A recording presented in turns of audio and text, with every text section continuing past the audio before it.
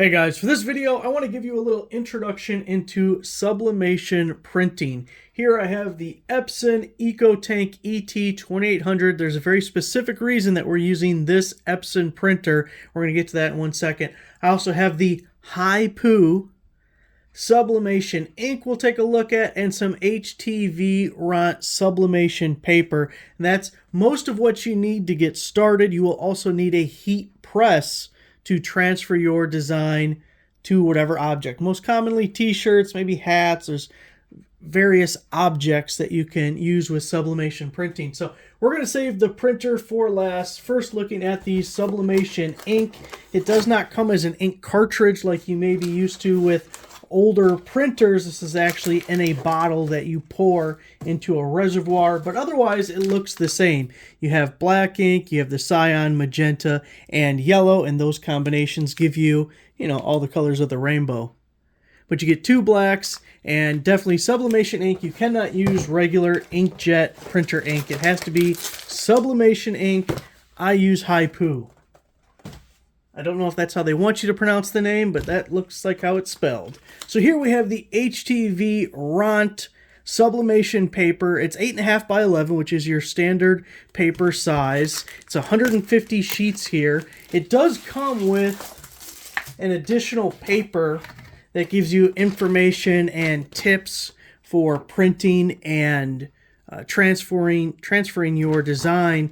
The back has some examples of temperatures and times for textiles, ceramic mugs, plates, caps, phone cases, mouse pad, glass, keychains, so a bunch of different things. And they say right on here, it's really a trial and error kind of a thing. You'll mess around with different temperatures and times, and eventually you'll get to where you want to go and you have really nice prints.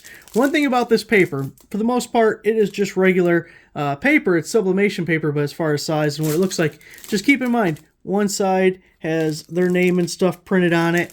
You're not printing on that side, you're printing on the white side. I know that should be self-evident, but hey, sometimes you got to hold people's hands through things, okay? So that is the sublimation paper. Now let's get to the important part, the Epson printer. Because this is an inkjet printer, but we're using this specific one for a very good reason. First off, it uses these types of ink bottles like we saw with the HiPoo sublimation ink. Older printers or just some other printers will use those ink cartridges where you take out the entire cartridge, put in a new cartridge. That's not going to work for you. You're not going to put that HiPoo sublimation ink into that. So you're using this style. Also, there's two types of inkjet printers. There's inkjet printers that use heat, and then there's inkjet printers that use pressure to transfer the ink onto the paper. Now, the way the sublimation printing works is you're taking the image, you're putting it on a heat press, and then the heat from the press is transferring the image. Well, if your printer creates heat to begin with, you're ruining your sublimation process right away. You can only use printers that use pressure to transfer the ink from the printer to the paper. Has to be that way. And Epson printers do that. Also, as we mentioned, this one uses this style of ink. Now, you can convert an existing printer, Epson printer that you already have, from using inkjet ink to sublimation ink.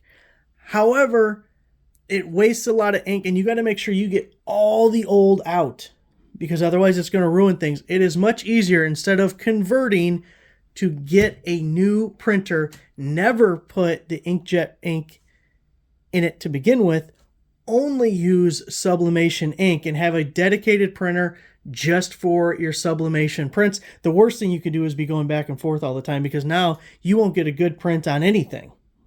So we're definitely going with this Epson ET2800. Do a fantastic job for you. You're getting the HiPoo sublimation ink.